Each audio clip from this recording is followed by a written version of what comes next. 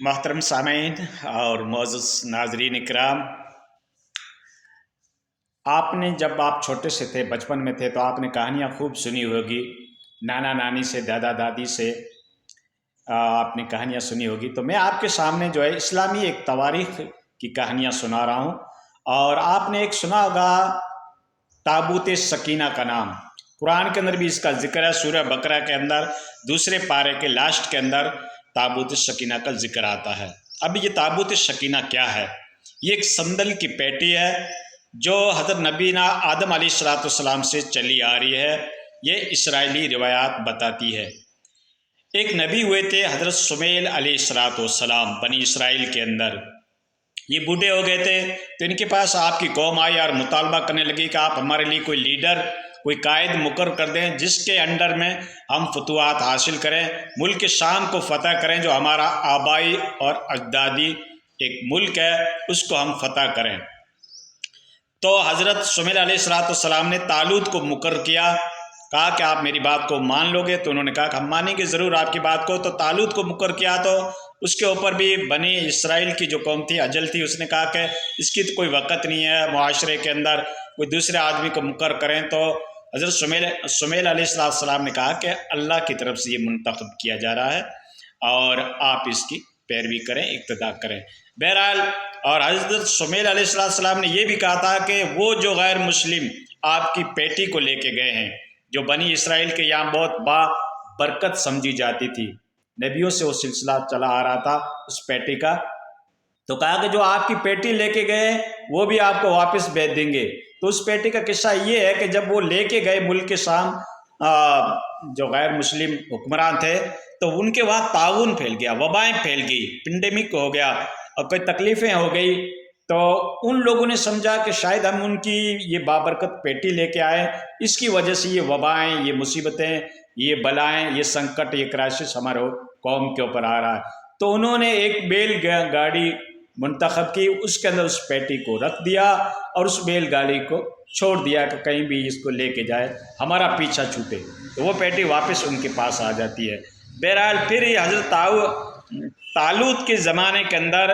بادشاہ جالوت کا جنگ ہوتا ہے طالوت کے ساتھ، جس کو حضرت شمیل نے مقرر کیا تھا۔ جالوت جو بادشاہ تھا یہ قداور بادشاہ تھا، اس کا قد بہت ہی لمبا چوڑا تھا، جسامت میں بھی موٹا تازہ تھا، بنی اسرائیل تو اس کے گھٹنے کے برابر لگتے تھے، اور ایک بہت بڑی لوہے کی زرہ اپنے اوپر پہن رکھی تھی، بلڈ پروف باڈی کو بنا رکھا تھا،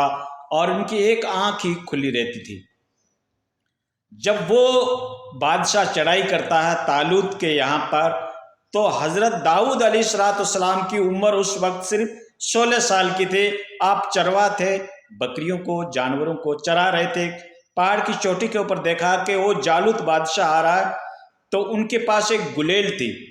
جو دونوں طرف رسی ہوتی ہے، بیچ میں ایک چمڑے کا ٹکڑا ہوتا ہے، اس کے اندر پتھر رکھ کر اس کو ایسے گھما کے مارا جاتا ہے۔ تو وہ داؤد علیہ السلام نے گھما کے مارا، تو جالوت کی جو ایک آنکھ کھلی تھی وہاں پہ نشانہ جا کے اصلی ٹارگیٹ پہ لگا اور وہ زخمی ہو گیا، زخموں کی تاب نہیں لا سکا۔ تو یہ حضرت داؤد علیہ السلام کی اس وقت عمر صرف 16 سال تھی۔ اور پھر جب طالوت کا زمانہ ختم ہو جاتا ہے تو حضرت داؤد علیہ السلام اس کی جگہ پہ بادشاہ مقرر کیے جاتے ہیں۔ طالوت کا زمانہ قریب 15-16 سال کا تھا۔ اس کے بعد داؤد علیہ السلام کی ملوکیت آ جاتی ہے، بادشاہیت آ جاتی ہے، اور آپ نبی بھی تھے اور بادشاہ بھی تھے۔ تو جب داؤد علیہ السلام کی بادشاہیت قائم ہو جاتی ہے تو آپ نے 40 سال تک حکومت کی، اور آپ اللہ کے پیغمبر بھی تھے۔ اس کے بعد آپ کے بیٹے حضرت سلیمان علیہ السلام، وہ بھی اللہ کے نبی ہیں، اور حضرت سلیمان کا قصہ تو بہت ہی مشہور اور معروف ہے۔ ہوائیں اس کے مسخر تھی، جنات اس کے قبضے میں تھے،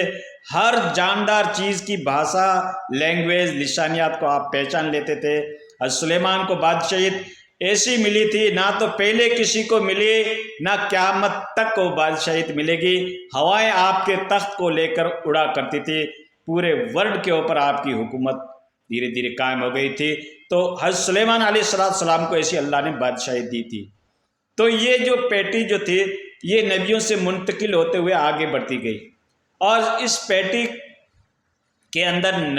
نبی جو تھے ان کے تبرکات موجود تھے اس پیٹی کے اندر، اور یہ تبرکات حضرت موسیٰ علیہ السلام کا جیسے عصا ہے، آپ کا جیسے کرتا ہے،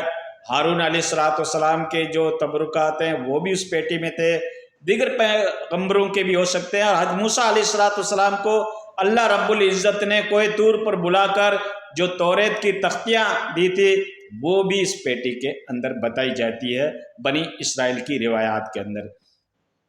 تو وہ تبرکات بنی اسرائیل کے لیے بہت مہتو کی چیز ہے۔ آج بھی یہودی جو ہیں اس کے لیے لڑ رہے ہیں اور کوشش کر رہے ہیں کہ وہ تابوت سکینہ یا تو مسجد اقصیٰ کے نیچے ہے یا اس ایریے کے ارد گرد میں ہے۔ ہیکل سلیمانی جو سلیمان علیہ السلام نے عبادت گاہ بنائی تھی اس کے وہاں کہیں بھی ہو سکتا ہے۔ جو ایک دیوار باقی ہے ہیکل سلیمانی تو مشق ہو چکا ہے، اس کو منہدم کر دیا گیا ہے۔ ایک دیوار ہے جہاں پہ یہودی جا کے وہ پڑھتے رہتے ہیں اور توریت کی تلاوت کرتے رہتے ہیں، اسے جھکتے رہتے ہیں۔ بہرحال توریت جو ہے وہ ٹیمپر فارم کے اندر ہے، منسوخ ہو چکی ہے، بدل چکی ہے، لیکن وہ تبرکات تو ہمارے لیے بھی اہمیت کے حامل ہیں کیونکہ وہ نبیوں کے تبرکات ہیں۔ کہنے کا مطلب یہ ہے کہ جو اصلی تبرکات ہے اس سے تو ہم فیض حاصل کر سکتے ہیں۔ جیسے حضرت سلمہ رضی اللہ تعالی عنہ کے یہاں اللہ کے نبی کا ایک بال تھا جو اگر کوئی بیمار پڑ جاتا تھا اس کو دھو کر پلاتے تھے، اور آپ کے پاس دور سے صحابہ کرام آتے تھے اس تبرکات کا فیض حاصل کرنے کے لیے، تو آپ اس کو دھو کے پلا دیتی تھی تو شفا ہو جاتی تھی۔ اس طریقے سے اسماء بنت ابو بکر جو حضرت عائشہ صدیقہ رضی اللہ تعالی عنہا کی بہن ہے، امہات المومنین کی بہن ہے، ان کے پاس نبی کا ایک کرتا تھا، تیالسی کرتا کہتے ہیں، کالے کلر کا ایک کرتا تھا، جو اس کا دھون اس کو دھو کر بھی اگر کسی مریض کو پلاتے تھے تو مریض کو شفا ملتی تھی، کیونکہ یہ اللہ کے نبی کے تبرکات تھے۔ وہ اللہ کے نبی کے جسم کے ٹچ چیزیں ہوا کرتی تھی، اس لیے ظاہر بات ہے کہ اللہ نے اس کے اندر شفا رکھی ہے۔ تبرکات سے کسی کو انکار نہیں ہے، اگر اوریجنل ہو اور کسی بڑی با شخصیت جو نیک اور پرہیزگار اس کی ہو تو اس سے تبرکات سے فیض حاصل کرنا کوئی بری بات نہیں ہے۔ لیکن موجودہ زمانے کے اندر جو کہانیاں گھڑی گئی ہے تذکرۃ الاولیاء کے اندر بھی ہے، اور بتاتے ہیں حسن کرخی کا ایک کرتا تھا اور اس کو محمود غزنوی لے کے آئے، فتح نہیں ہو رہی تھی تو آپ نے اس کے ذریعے سے دعا کی تو فتح ہو گیا۔ پھر رات کو حضرت حسن کرخی ان کو آتے ہیں سپنے کے اندر کہ آپ نے یہ اتنی چھوٹی سی میری کرتے کی قیمت لگائی، اگر اس کے ذریعے سے آپ دعا کرتے تو اس روئے زمین کے اوپر ایک بھی غیر مسلم نہیں رہتا۔ یہ صرف کہانیاں ہیں دوستو، ٹھیک ہے، ایسی کہانی جو عقل اور دماغ اور شعور اور علمی اعتبار سے اسلامک پوائنٹ آف ریویو سے وہ ہضم نہ ہو، ایسی کہانیوں کو ہم کیسے تسلیم کریں گے؟ جو اس قسم کی کراماتیں بتائی جاتی ہے، کیا اللہ کے نبی صلی اللہ علیہ وسلم کے کرتے کو استعمال نہیں کیا جا سکتا تھا جنگ یرموک کے وقت کے اوپر، جنگ صفین کے طور پر، اور جنگ جمل کے وقت نبی کا کرتا تو موجود تھا؟ تو ان نبی کے کرتے سے جب ہم صحابہ کرام نے فتوحات حاصل کرنا مناسب نہیں سمجھا کیونکہ یہ دنیا بقدر کوشش ہے، تو ہم ایک کسی ولی کسی بزرگ کے کرتے سے ہم یہ کیسے کہہ سکتے ہیں کہ اس کی وجہ سے پوری دنیا کے اندر اسلام پھیل جاتا؟ یہ صرف کہانیاں کرائی گئی ہے، اسی کو تو کہانی باز مولوی کہتے ہیں جو اس طریقے کی کرامتیں بیان کرتے ہیں، جب اس کا ثبوت نبی سے نہیں ہے، صحابہ کرام سے نہیں ہے، خلفائے راشدین سے نہیں ہے، اور ہم اس قسم کی کہانیاں گھڑ دیں، ظاہر بات ہے حسن کرخی کا کرتا تو نبی کے کرتے سے تو افضل نہیں ہو سکتا، تو صحابہ کرام نے نبی کے کرتے کو استعمال کر کے تمام فتوحات کو حاصل کیسے نہیں کیا؟ کیا شریعت کے پوائنٹ آف ریویو سے یہ بات تمہارے سمجھ میں آتی ہے دوستو؟ اس لیے کہتے ہیں کہ یہ مولوی لوگ کرامتوں کو نہیں مانتے، کرامت بے شک برحق ہے،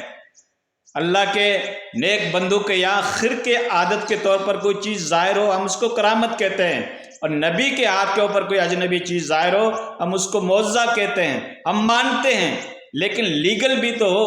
شریعت کے پوائنٹ آف ریویو سے ٹکراتی بھی نہ ہو، عقل سلیم بھی اس کو تسلیم کرتی ہو اور ساتھ میں شریعت بھی تسلیم کرتی ہو، عقلی اور نقلی دلائل کے اوپر اتھینٹک ہو، اس کرامت کو ہم بھی مانتے ہیں۔